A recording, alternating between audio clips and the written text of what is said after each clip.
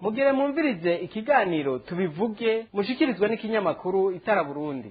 Inshuti bagenzi muriko muradukurikirana turabaye mwaramutse abandi mwiriwe bivanye naho muherereye mu mwanya wa ca kiganiro tubivuge. Ikiganiro kikaba kigira gatatu no munsi rero tutanguye urukurikirane rujanye n'abantu b'ibihangange mu butegetsi bwa CNDD FDD basanzwe bakora urudandaza. Murazi yuko mu myaka iheze umugambwe CNDD FDD watanguye gushiraho imigambi aho umugambi CSRP1 wakoze ariko ntibawusuzuma, CSRP2 bigenda uko nyene, Plan National de Développement bigenda uko nyene, umugambi w'ibihumbi 2027 umugambwe usanzwe ubwira ko ubu bakaba baciye buyumvira uwundi mugambi w'ibihumbi 2040 uwo mugambi rero bavuga yuko Uburundi buzoba bwifashe mu mwaka w'ibihumbi 2040 hanyuma ngo bube buteye imbere mu mwaka w'ibihumbi 2060. Abarundi barayamaze ngo ubuja gusha buratagata kandi intango yo guhanza n'amasoso. Rero ibintu biriko birakogwa ino myaka bibandanije uko biri, ahubwo aho kuzoshikira Uburundi buteye imbere mu mwaka w'ibihumbi 2060 Uburundi buzoba bwogereranywa mu mwaka w'igihumbi n'amajana 940 ugereranije aho ibindi bihugu bizoba bigeze. Rero byoba biva kuki? Murazi yuko tayize ku Burundi hagiye haraba injyane za politike mu bihe bitandukanye, baratumye rero haba umugwi taruryohewe n'ivyo ariko biraba mu myaka iheze, hama bafata ibigwanisho baca mw'ishamba baja gutegera imodoka barakora byo barobere abantu bo mw'ishamba bakora. Mu nyuma haraba ibiganiro, umuhari witwa CNDD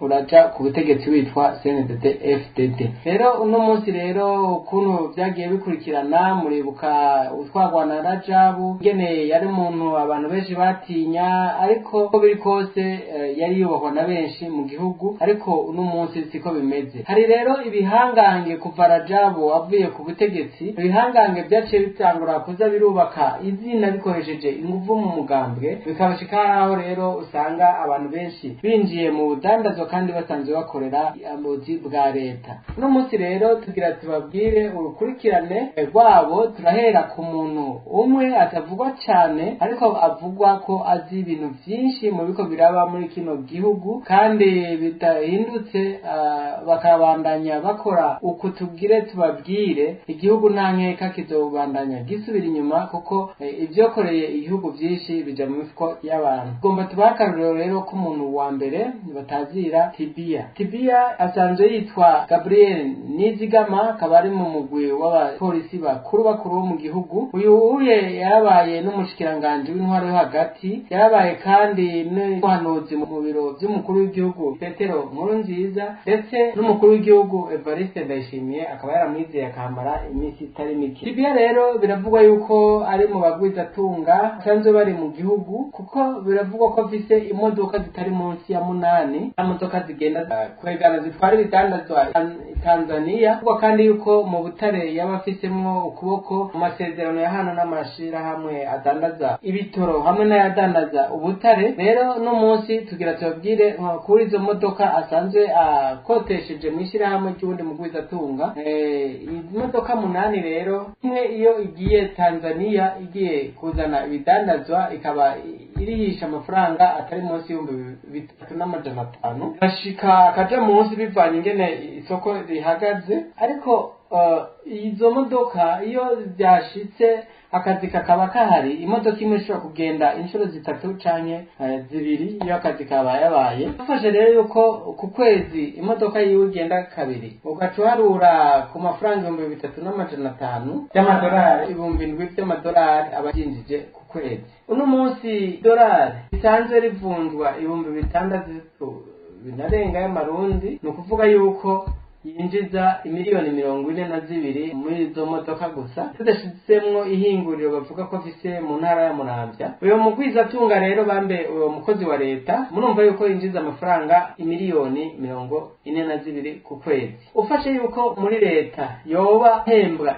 imiliyoni 3, no kuvuga yuko aya mafaranga akorera ku kwezi yoca ayahembwa umwaka n'amezi 2, amafaranga yoba yinjiza ku kwezi kumwe. Abantu rero benshi nivyo biza kubatangaza aho usanga umugwizatunga asanzwe aronka amafaranga menshi muyo yinjiza ariko akabandanya akora muri leta. Niba abantu kenshi iyo yashitse ku kazi amatelefone yo ku kazi cyangwa umwanya munini uguma akora mu bintu vyo gutelefona, aguma akurikirana rwa rudandazo rwiwe kurusha uko akurikira ivy'abanyagihugu. Uwo n'umudandaza rero dufate abaye atari munini cyane, ahubwo usanga akora ibikorwa bike vya leta, abantu benshi ntibanamumenye kandi yarakenewe gukora vyinshi ariko umwanya bareze bakaronka abari muto cyane. Uwo n'umudandaza wa mbere.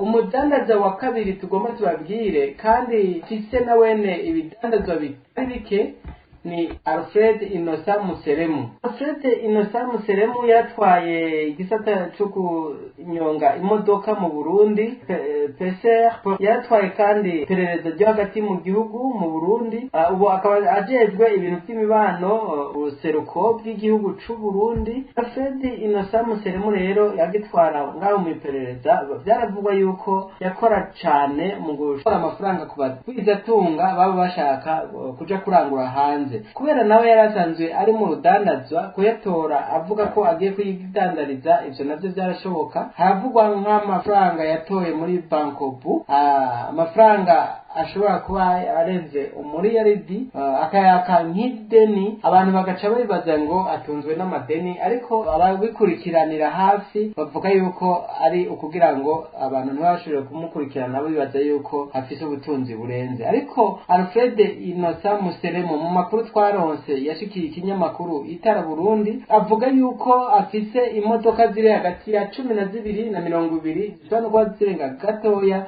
zijya modoka zibona zivana ibidandazwa hanze. Alfred rero cyakora baravuga yuko amadeni iyo yafashe nkaho muri Bankobu, aho kwihutira kuyariha ahubwo agerageza ingene nk'abashoboye kumusinyira bashobora kwirukanwa canke akazi bakomoka kugira ngo ntashobore kwishura. No kuvuga rero ico twovuga kuri Alfred Innocent Museremu, ndetse ko benshi bamuzi amafoto yiwe agendagenda ku mbuga ngurukana bumenyi berekana hariko ararasa abiyamirije ikiringo ca gatatu c'umukuru w'igihugu.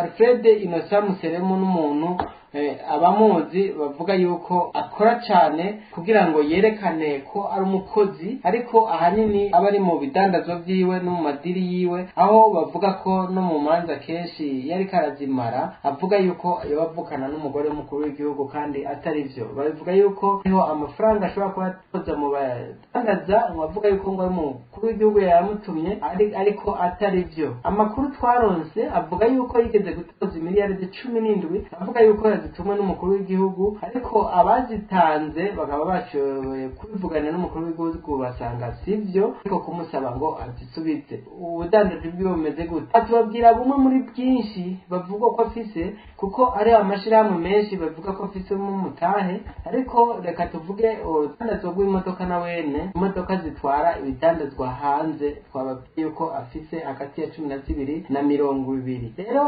Alfred Innocent Museremu wewe uharuye imodoka dufate imodoka 20 ku kwezi ishobora kugenda kabiri mu kwezi, nko kuzana ibidandazwa, kuko ari igihe zimwe zigenda gatatu n'izindi zigenda kabiri n'izindi, no kuvuga tufashe muri rusange ugasanga igenda kabiri, ari amafaranga menshi cyane. Mu gihe idolari rigeze mu 6,000 twagusanga Alfred Innocent Museremu yinjiza imiliyoni ari munsi imodoka imwe 3,500, akaba agenda kabiri mu kwezi 7,000 by'amadolari mu kwezi. Vuga ushugwiza n'imodoka yewe afise 20, ushobora gusanga n'amafaranga atari munsi y'ibihumbi 140 y'amadolari kwezi. Uciyugwiza n'ibihumbi 600 rimwe bivunjwa, vuga ko yoba yinjiza miliyoni 840.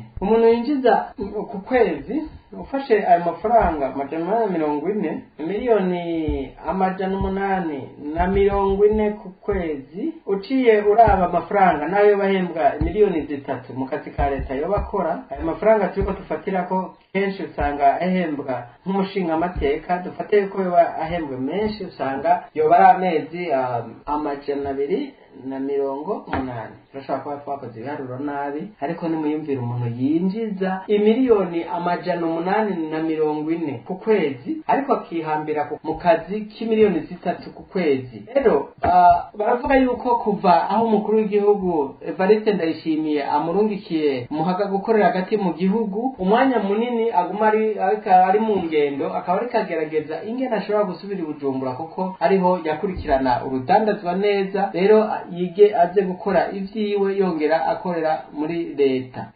Mwumvise rero abo bantu babiri tubabwiye, abo n'abantu batoya, ni batoya ugereranije n'ibyo abandi bakora, kuko yambono y'ibihumbi 2040 2060, aho umuntu muri aba bose turiko turavuga ashobora kuba atanumwe yazobakiriho kubera bazoba bashaje, ata muntu ababaza ati ibyo mwakoze n'ibiki. Usanga ari benshi cyane bakora nk'ibyo, abo ni abantu bato cyane tubabwiye. Reka rero tubacishiririzemo tubabwire rero igihangange mubo twababwiye rero birapfuma bo bafise bike cyane, kandi tuzobandanya tubabwira n'abandi bafite byinshi. Wamwe wiyumvira uti ni kubera iki uyu muntu adashobora kubandanya akorera ivyiwe ariko akabandanya akorera leta yongera akorera ivyiwe, turaza kubiraba. Reka tubabwire kuri bike bashoboye kuronka. Ikinyamakuru Itara Burundi cagize amatohoza gisanga Reveriyano Ndikuriyo asanzwe arongoye umugambi CNDD-FDD ni umwe mu bihangange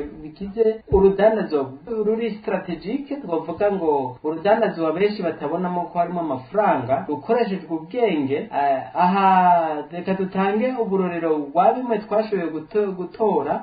Yarashinze umugwi w'umupira w'amaguru. Abenshi kera bari bazi yuko umugwi w'umupira w'amaguru yari y'umuhizi Petero Nkurunziza, ibibuga by'umupira babona byubatse bakabimwitirira, ariko biravugwa yuko ikibuga c'umupira w'amaguru kiri Makamba ari ca Reveriyano Ndikuriyo ku gatwe kiwe, aho yashinze n'umugwi w'umupira w'amaguru bita Aigle Noir, akagurisha abakinyi amafaranga bakashira mu mufuko w'inyuma. Aho nitwo mwatubaza ibitigiri by'amafaranga nkuko twagume duharura ku bandi, bitugora kuko ni ibintu bikorerwa mu bibanga nkangere, ariko namwe murashobora kwiyumvira ingene umugwi w'umupira w'amaguru winjiza amafaranga. Tuce tuza amazi yitwa Eagle Water. Ayo mazi naya Reveriyano Ndikuriyo be n'umugore wiwe. Hariho rero iradiyo yari yarashinze yavugira mu manuko bw'igihugu yitwa Star FM, ubu ni Eagle Sports. Byumvikana yuko byinshi yagiye bizanira ku nkona kugira ngo byumvikane yuko umugambi wawufisemwo umutahe, ariko amakuru adushikira avuga yuko byose ari byo ku gatwe ka Reveriyano Ndikuriyo. Aho rero